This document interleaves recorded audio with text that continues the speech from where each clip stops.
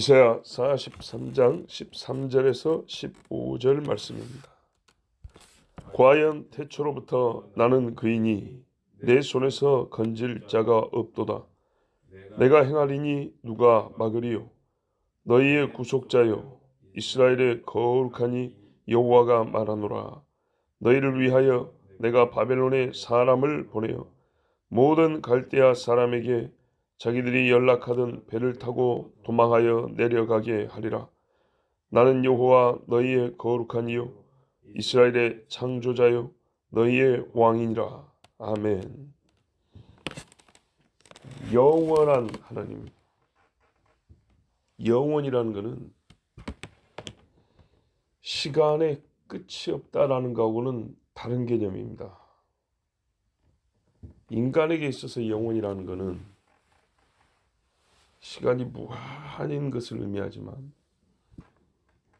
하나님이 말씀하시는 영원이라는 것은 본질적으로 시간하고 다른 겁니다. 시간을 넘어섭니다. 그래서 시간으로 표현할 수가 없습니다. 시간의 영원함, 여기 이렇게 시간이란 말을 쓰면서 표현할 수 있는 게 아니라고 말입니다. 태초 이전, 즉 시간이 시작하기 이전을 시간으로 재서 그 양을 말할 수 있을까요? 자, 보십시오. 여기에 창조가 일어났어요. 창조되고 지금까지 시간이 얼마 이렇게 말할 수 있어요. 창조 이전에 하나님이 몇 억 년 동안 있었대, 몇십억 년 동안 있었대, 이렇게 말할 수 있을까요? 불가능하다 이 말입니다. 시간이 있기 전에 계신 하나님을 시간을 갖고 몇 억 년, 몇십억 년 이런 식으로 시간 개념으로 말할 수 없다 이 말입니다. 태초로부터는 잘못된 번역입니다. 본래는 날이 있기 전입니다. 즉 창조 이전 그 말입니다. 창조 이전. 그러므로 피조물을 만든 창조 때를 기준으로 보면 이때부터 시간이 있었잖아요. 처음에 그 말이니까요. 처음이 있기 이전. 그러면은 이전은 뭐예요? 시간하고 다른 차원이라는 얘기입니다.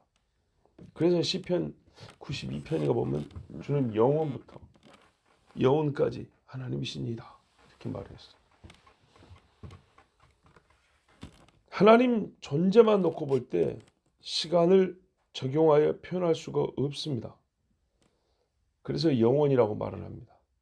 근데 이제 우리가 사람들이 생각할 때는 우리 인간의 수준에서 영원이란 시간이 아닌 것이 아니고 시간이 한이 없음 이렇게 말할 수밖에 없고 인간은 그렇게 느끼지만 하나님은 다른 차원에서 영원을 말씀하고 영원을 느낍니다. 단 이 시간을 또 만드신 분이 하나님이란 말이에요. 그래서 하나님은 무한하고 전능하신 하나님은 우리 인간과 관계에서 시간성 안에서 일하기 때문에 본인이 시간의 흐름을 또 못 감지하냐 그런 분은 아니에요. 육체로도 이 땅에 계시면서 하늘에 계신 예수 그리스도 신성과 같이 우리 인간과 관계에서는 어제 내년 이맘때 시간성을 갖고 일하시지만 본인의 존재는 영원하다 그 말입니다. 영원부터 영원까지 하나님. 요 하나님이 13절에 보니까 내 손에서 건질 자가 없다 그랬어요. 건지다, 구해내다. 이 말은 그 자체가 긍정형의 의미로 우리가 많이 쓰잖아요. 그런데 하나님을 그 반대 자리에 세워놨어요. 내 손에서 건질 자가 없다. 건지는 게 긍정형으로 많이 쓰는데 그러면 하나님이 지금 부정적 행위를 하는 분처럼 느껴지죠. 그렇잖아요. 이렇게 말을 하면. 그러면 하나님이 누구를 심판할 때 끄집어낼 자가 없다. 이런 말인가 보다. 그렇게 이해하면 빨리 이해가 됩니다. 그런데 꼭 그런 때만이 아니라 모든 일, 모든 일에 하나님이 누군가를 손에 쥐고 있다면 끄집어낼 자가 없다 이런 말입니다. 여기서 건지다, 구해내다는 것은 긍정형으로 쓸 것이 아니고 그냥 행위 그 자체를 말하는 겁니다. 행위 그대로. 하나님의 손에 이렇게 들어가 있는 것을 끄집어내지 못한다. 이 말입니다. 어떤 일이든 간에. 그래서 성경에는 평행법을 쓴다고 하는데 같은 뜻을 약간 다른 뜻으로 두 번 반복해서 그 말을 전한다 그랬죠. 그래서 이렇게 보면 바로 이해가 돼요. 그 다음에 뭐라고 돼 있어요? 내가 행하리니 누가 막으리요. 이 말입니다. 그러니까 인간들 길에는 뭐 하나님을 원수로 생각하고 하나님을 악으로 생각하고 내가 구해줄게. 내가 하나님에서 너를 자유롭게 해줄게. 별짓을 다 하지만 안 된다는 얘기입니다. 자, 하나님께서 누군가를 정하신 뜻에 따라 손으로 잡아 움직이고 살리고 또는 죽이고 할 때에 어떤 다른 자가 하나님의 손을 막거나 쥐고 있는 손을 이렇게 펴가지고 그 사람을 끄집어내는, 하나님 그런 목적으로 쓰면 안 돼요. 내가 다른 목적을 제시해 줄게. 이런다든지 하나님의 힘을 막 이겨 먹어가지고 하나님을 물리친 다음에 자기의 힘을 말할까요? 실제가 되도록 한다든지, 이건 있을 수가 없는 일입니다. 하나님이 행하시는 일은 아무도 막지 못합니다. 이 본문 말씀의 적용이자 해석이 로마서 8장에 기록되어 있어요. 대표적인 사건인데요. 하나님이 선택하신 자들의 구원입니다. 로마서 8장 29절을 보면 하나님이 미리 아신 자들을 또한 그 아들의 형상을 본받게 하기 위하여 미리 정하셨으니, 예정이라고 그랬잖아요. 목적이 앞에 나와 있어요. 예정할 때부터 아들의 형상을 본받게 하려고.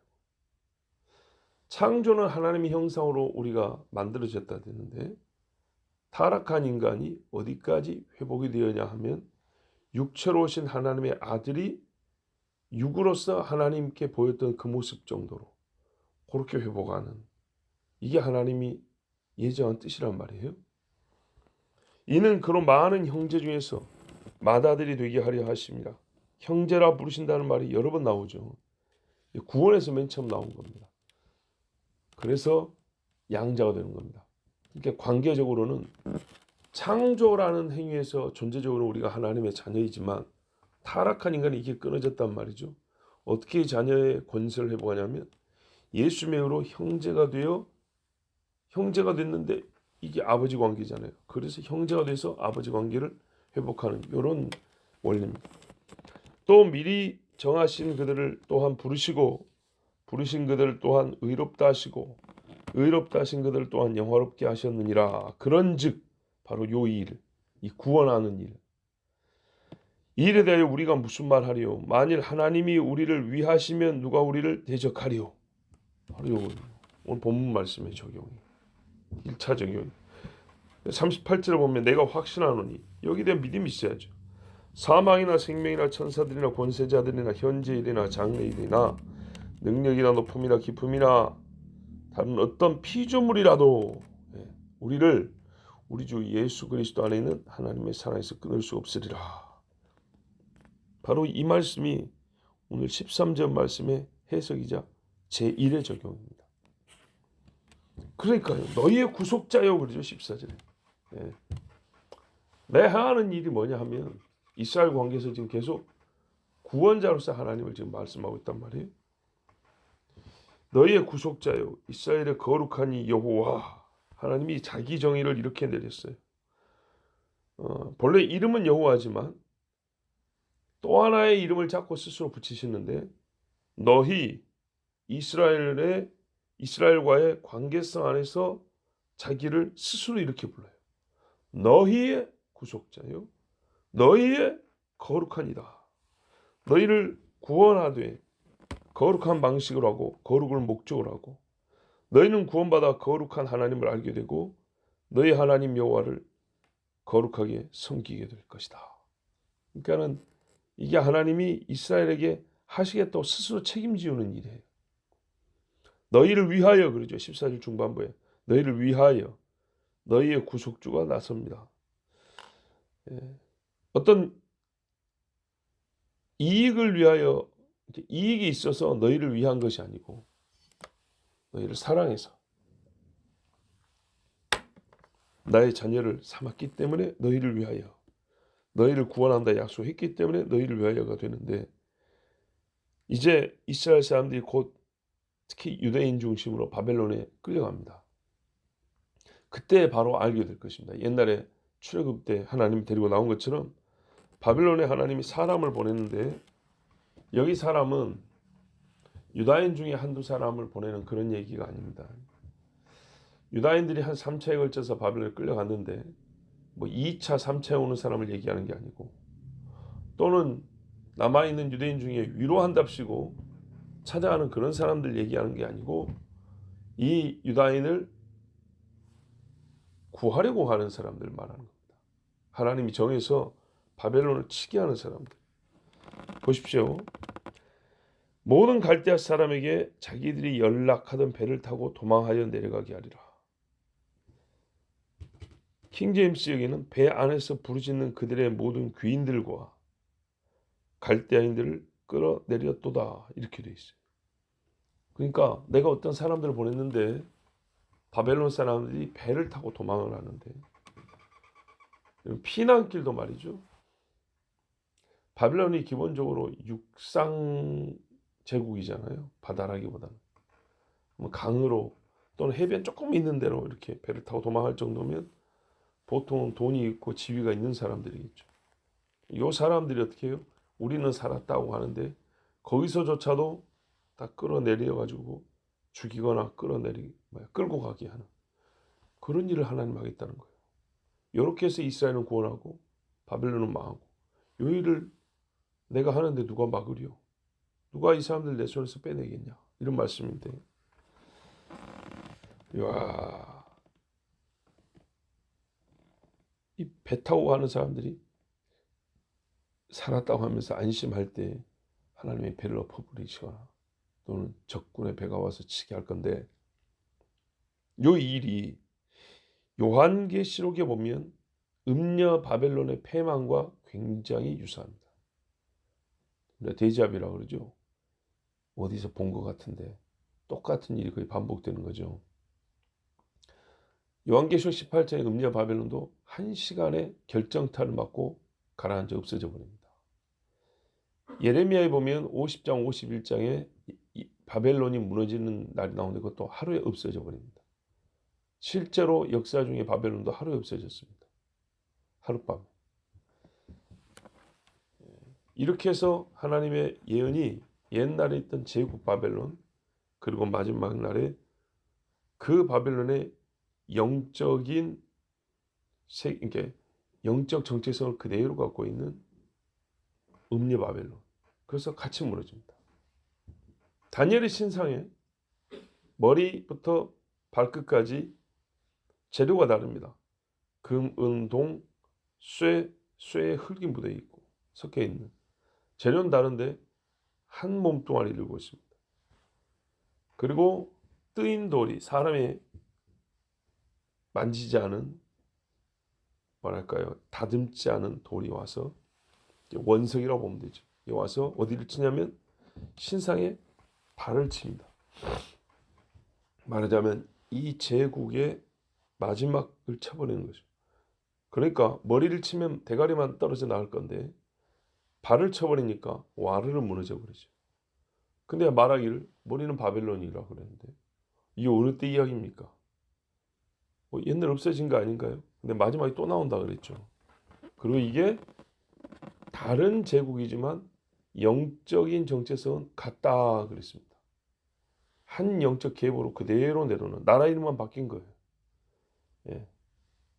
그것들이 마지막까지 이어지는데, 말하자면 옛날에 바벨론이라고 하는, 사실은 이게 니므롯 때 정도로 봐도 괜찮아요. 왜냐하면 그게 고바벨론이라 그러고, 성경에 나온 느부갓네살 때를 그 바벨론을 이었다 해서 신바벨론이라고 해요. 그거부터 이렇게 신상이 표현하고 있단 말이죠. 어쨌든 바벨론부터 쭉 내려오는데요. 빵 치면 그 동일한 영적 세계를 가진 그 제국이 한 번에 무너지는 게, 결국 최종적으로 무너지는 게 마지막 때라는 겁니다. 주님 오실 때. 그러니까는 지금도 눈에 보이지 잘 안 보이지만 바벨론이 어디 있어 이러고 있지만 그 영적 계보가 그대로 이어지는 나라와 세계가 있다 그 말입니다. 추상적인 게 아니고 실제적인 제국의 형태로 명맥을 유지하고 있고 때로는 그 세를 늘리거나 때로는 좀 축소되거나 이런 식이죠. 하나님이 섭리하심에 따라서. 그런데 결국에는 그 음녀 바벨론이 하나님이 칠 때 와르르 그 세계가 이제는 다 무너집니다. 요한계시록 18장에 보면 이르되 16절 이하에 화이토다 화이토다 큰 성이여 세마포과 자주옷과 붉은 옷을 입고 금과 보석과 진주로 꾸민 것인데 그러한 부가 한 시간에 망하였도다. 모든 선장과 각처를 다니는 성객들과 선원들과 바다에서 일하는 자들이 멀리 서서 그가 불타는 연기를 보고 외쳐 이르되 이 큰 성과 같은 성이 어디 있느냐 하며 티끌을 자기 머리에 뿌리고 울며 애통하며 외쳐 이르되 화이토다 화이토다 이 큰 성이여 바다에서 배부리는 모든 자들이 너의 보배로운 상품으로 치부하였더니 한 시간에 망하였도다. 그러니까 바다에서 배 타고 사람들이 그걸 봐요. 즉 그러면서 바다에 보면서 슬피 울어요. 왜냐하면 바로 요 배를 가지고 돈을 무지하게 벌었고 이 배에 있는 사람들을 부유하게 만들었고 즐겁게 해주던 도시가 바로 너 아니냐 이런 말이거든요.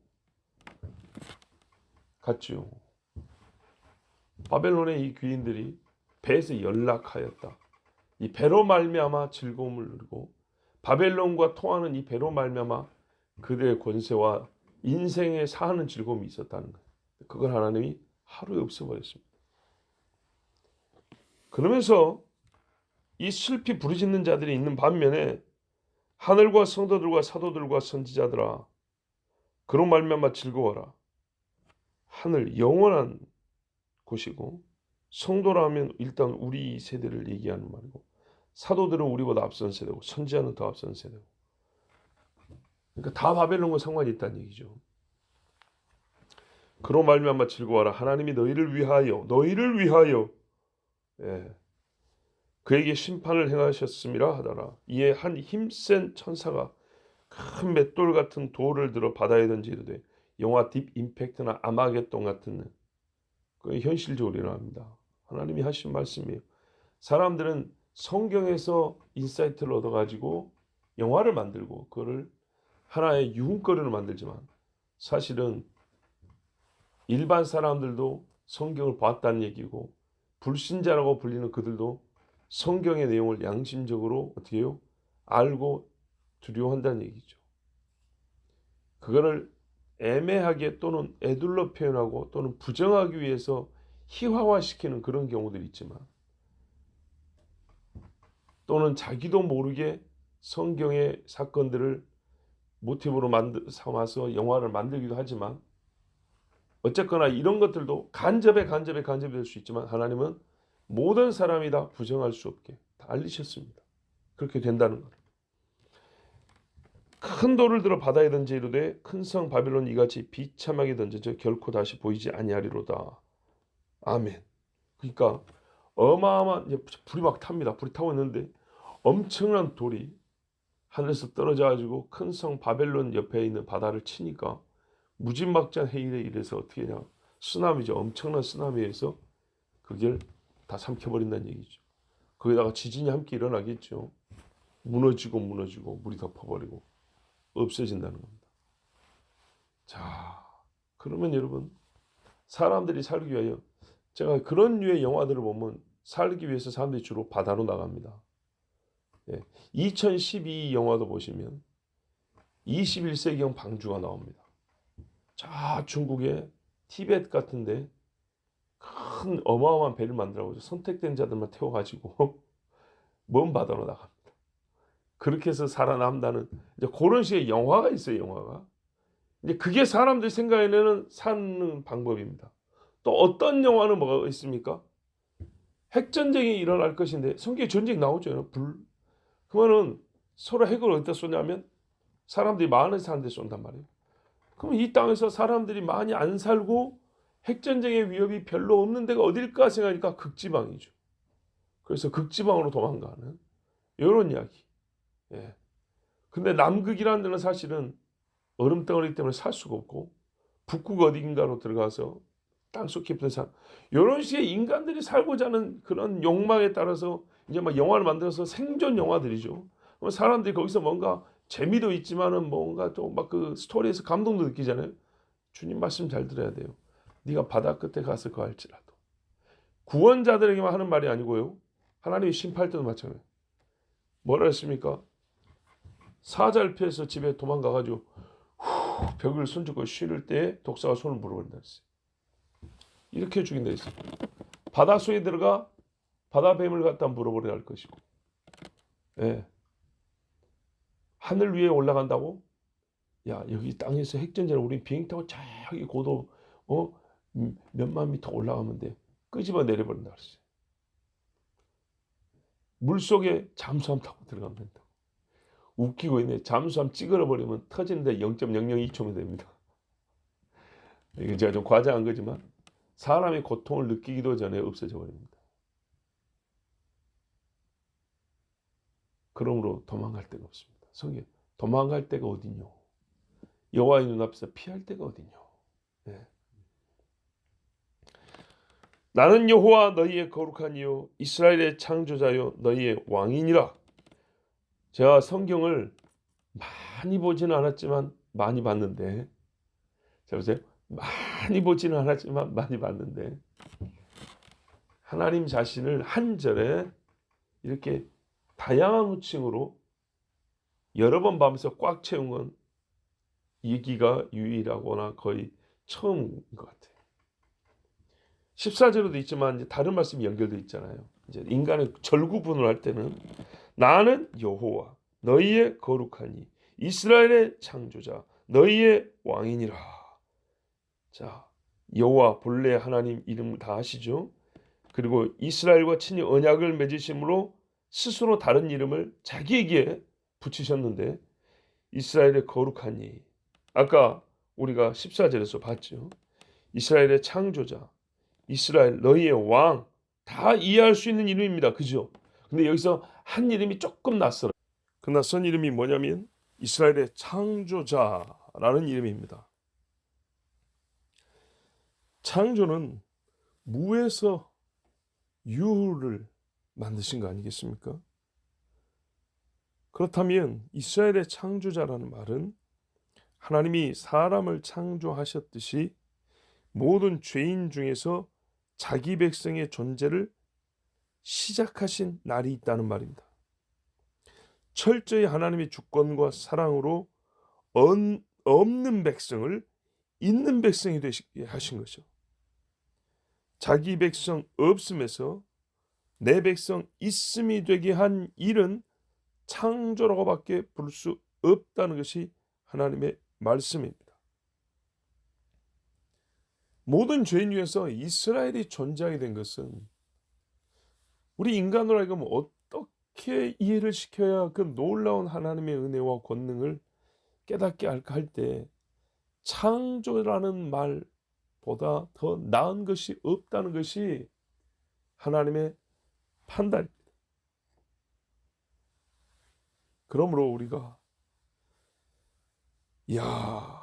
이스라엘의 창조자를 생각할 때 정말 하나님이 얼마나 이 이스라엘은 사람들에게 큰 은혜를 베푸는지를 알 수 있습니다. 본인들도 진짜 감개무량해서 하나님을 찬양해야 되는 거예요. 우리도 뭐라고 말합니까? 누구든지 그리스도 안에 있으면 새로운 피조물이라 그럽니다. 그렇죠? 새로운 피조물, 새 창조라는 뜻이거든요. 하나님께서 새 하늘과 새 땅을 만드신다고 합니다. 새 창조라는 뜻입니다. 물론 이 새 창조라는 말을 정말 감격 없이 신학적 의미로만 추하에다가 쓰는 사람들이 많아서 그들의 행사는 영 못마땅하지만 그 개념 자체는 성경에서 나온 겁니다.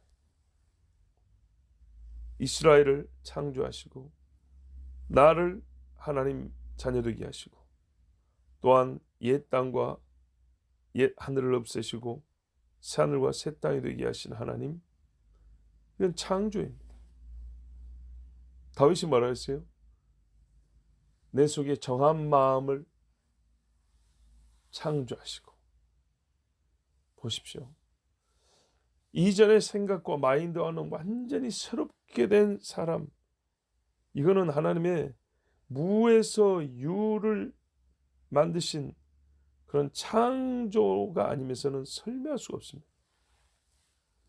우리가 거듭남도 말이죠. 창조적 행위로서 설명을 하면 이해가 되지만 그 외의 것들로는 설명도 안 되고 이해도 안 됩니다. 조금 흉내를 내고 조금 어떤 일에 동의를 하고 의식적 깨우침이 있다고 해서 사람이 새로워진 게 아닙니다. 완전히 세계가 달라져야 됩니다. 그 사람의 내면 세계가 완전히 달라져야 돼요. 이걸 어떻게 말로 표현할 거예요? 그냥 진짜 말 그대로 창조입니다. 창조.